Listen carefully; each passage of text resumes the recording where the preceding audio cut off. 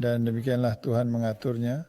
Itu dalam waktu yang sangat singkat, hanya beberapa bulan.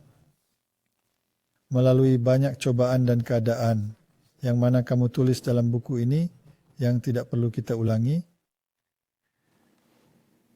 Tiba-tiba kita ditinggalkan sendirian tanpa rekan.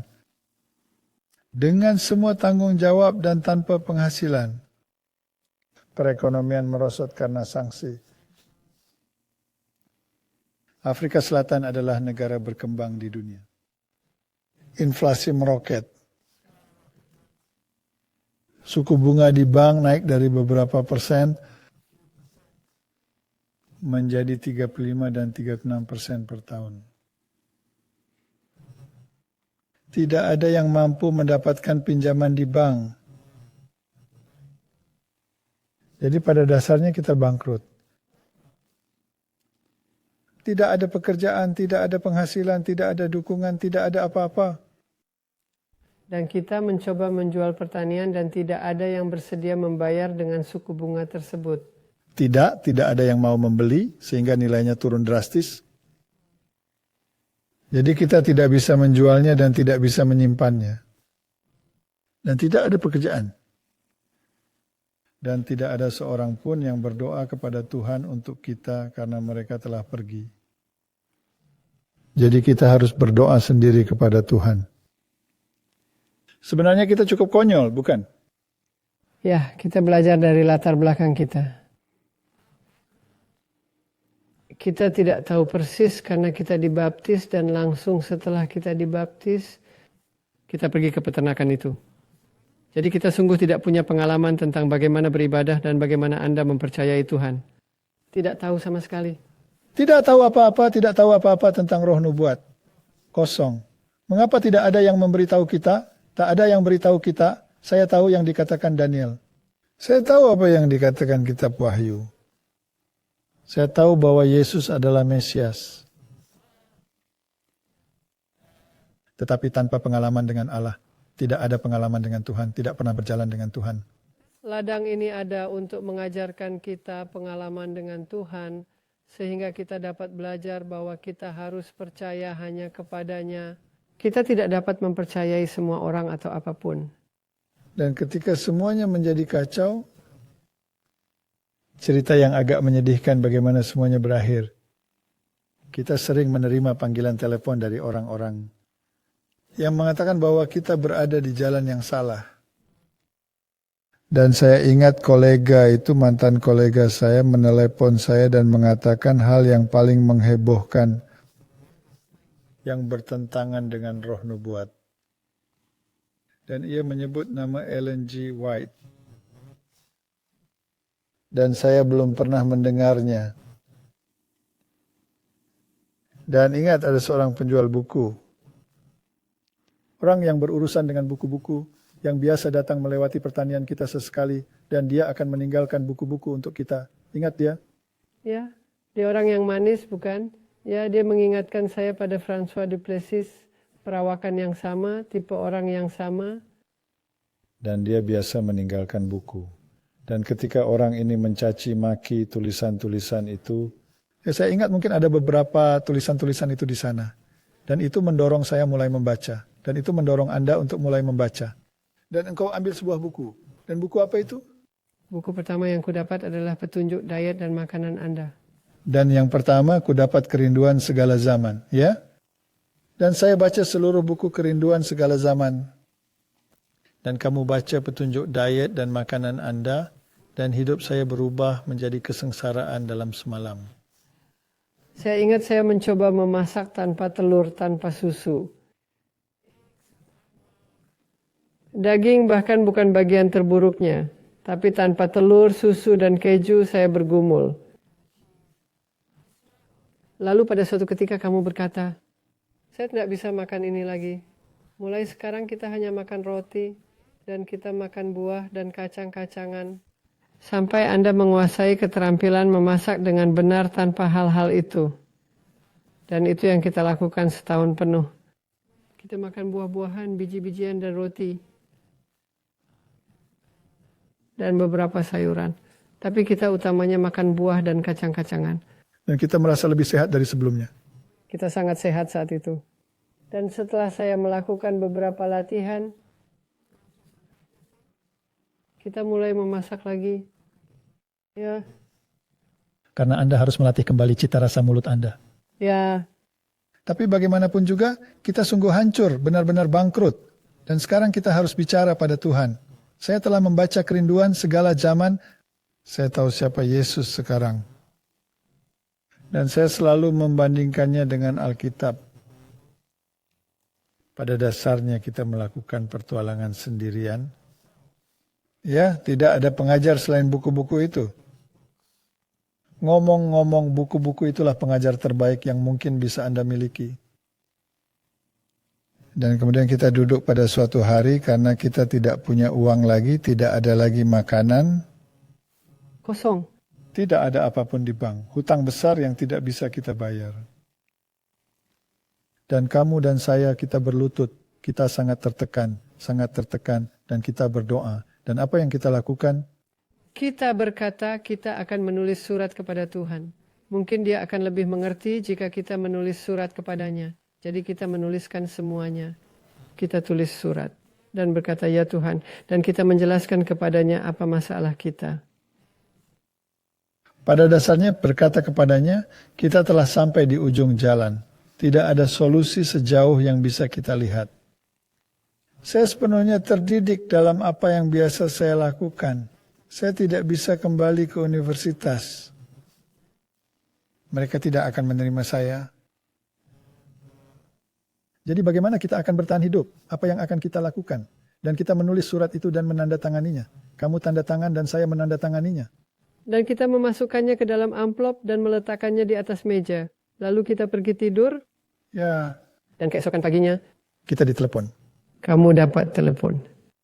Dan itu dari seorang profesor dari sebuah universitas. Dan dia berkata kepadaku, apakah kamu masih bersedia untuk mengajar? Dan saya tidak bisa mempercayai yang saya dengar. Dan saya jawab, ya kenapa? Dan dia berkata, karena kita ada seseorang yang telah mengambil cuti selama setahun, cuti setahun penuh, dan kita perlu mengganti orang itu. Jadi apakah Anda bersedia melakukan itu? Dan saya berkata, ya, tapi Anda mungkin pernah mendengar tentang perubahan pandangan saya tentang evolusi. Dan dia berkata, saya hanya ingin kau mengajar fisiologi. Saya tidak peduli apa yang Anda percayai. Maukah kamu membantu kami selama setahun? Dan saya berkata, ya. Lalu dia mengatakan sesuatu yang membuat semangat saya kembali surut. Dia berkata, kita harus melewati beberapa komite. Dan rektor harus menyetujuinya. Dan saya akan menghubungimu lagi ketika itu selesai. Ini akan memakan waktu beberapa minggu. Dan kita berkata, terima kasih banyak Tuhan. Tapi dalam beberapa minggu kita mungkin sudah mati. Kita butuh pemasukan. Dan kita tinggalkan masalahnya di situ. Lalu sekitar 2 jam kemudian, dia menelpon lagi. Dan dia berkata, hal yang paling aneh terjadi. Dia bertemu dengan rektor universitas di lorong dan mengatakan bahwa ia ingin mendiskusikan masalah ini. Dan bisakah hal ini diajukan untuk didiskusikan? Dan si rektor menjawab, saya dalam perjalanan ke luar negeri. Saya tidak punya waktu untuk hal-hal ini. Apa keperluanmu? Ia jelaskan. Lalu dia berkata, mana kertasnya? Dia tanda tangani. Dan selesai. Saya dipekerjakan. Dan saya berkata, kapan? Itu hari Jumat. Dia mengatakan hari Senin. Itu akhir pekan. Apa engkau ingat itu? Lalu ada kendala lebih besar karena apa yang akan kita lakukan sekarang? Kita punya sapi. Kita punya sapi yang harus diperah. Siapa yang akan melakukannya? Dan sementara kita masih berpikir tentang bagaimana ini harusnya dilakukan, apa yang terjadi? Ya, itu mungkin 1 atau 2 hari kemudian atau besoknya, pasangan muda dari Zimbabwe mengetuk pintu. Dan mereka tiba-tiba berdiri di sana dan berkata, kami tahu kami belum memberitahu bahwa kami akan datang, tapi kami sungguh sangat membutuhkan tempat tinggal. Kami telah bekerja di sebuah peternakan di sana, dan kami tidak dapat memelihara hari Sabat lagi. Dan orang itu mengusir kami keluar, si pemilik peternakan. Dan bisakah kami datang dan bertani untuk kalian? Bolehkah kami datang dan membantumu? Dan kita berkata, Kita berkata, terima kasih Tuhan. Karena telah menjawab doa kita. jadi mereka mengambil alih. Dan saya langsung mendapatkan pekerjaan yang menciptakan lebih banyak masalah. Kita harus pindah. Sekarang kita harus pindah, kita harus cari tempat. Semuanya bersamaan. Saya pikir Anda mungkin mengatakan sesuatu tentang itu. Jadi saya ke universitas untuk posisi pengisi kekosongan sementara. Dan itu hanya untuk 1 tahun. Dan saat tahun itu hampir berakhir, saya berpikir apa yang akan kita lakukan sekarang.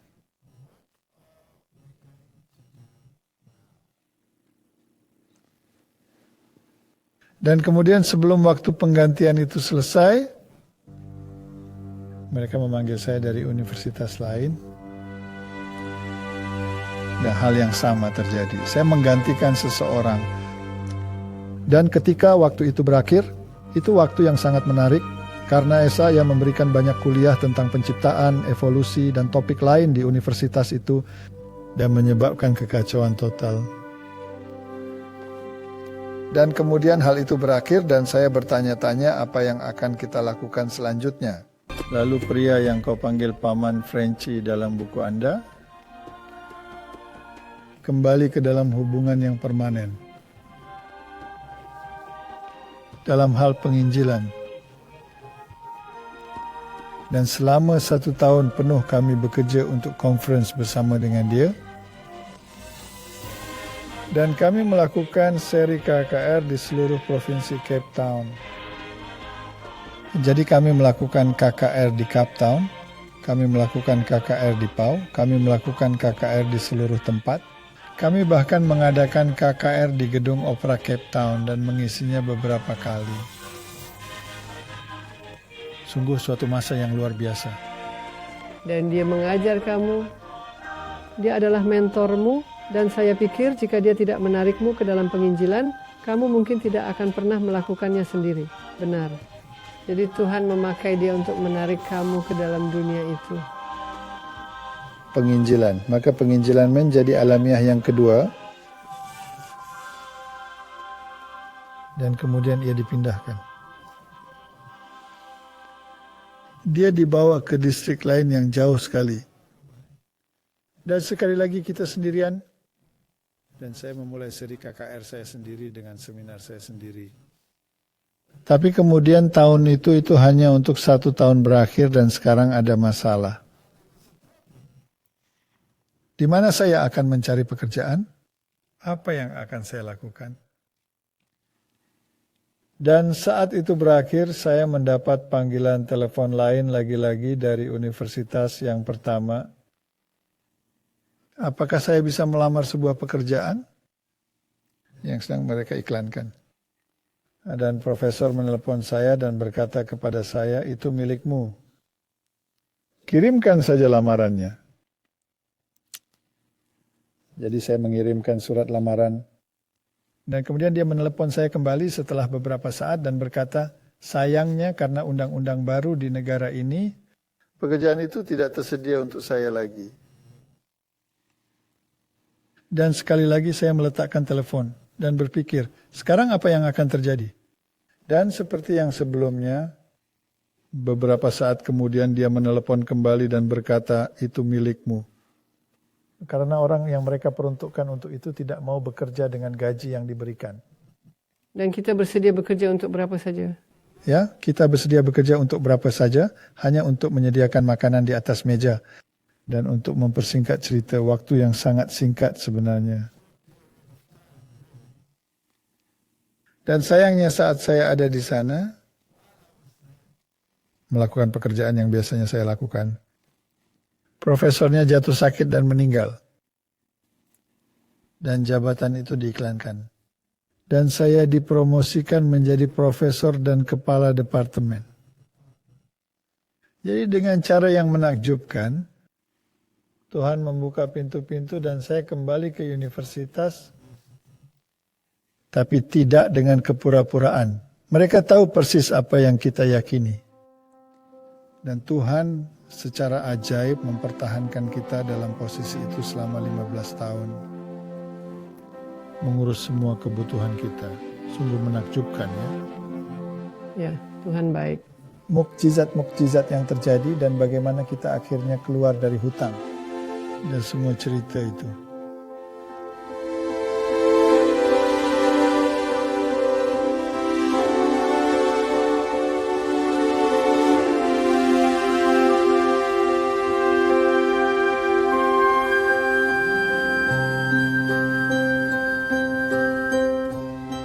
Di jalan yang menuju ke kota Allah, tidak ada kesulitan yang tidak dapat diatasi oleh mereka yang percaya kepadanya. Tidak ada bahaya yang tidak dapat mereka hindari. Tidak ada kesedihan, tidak ada keluhan, tidak ada kelemahan manusia yang tidak Dia sediakan obatnya.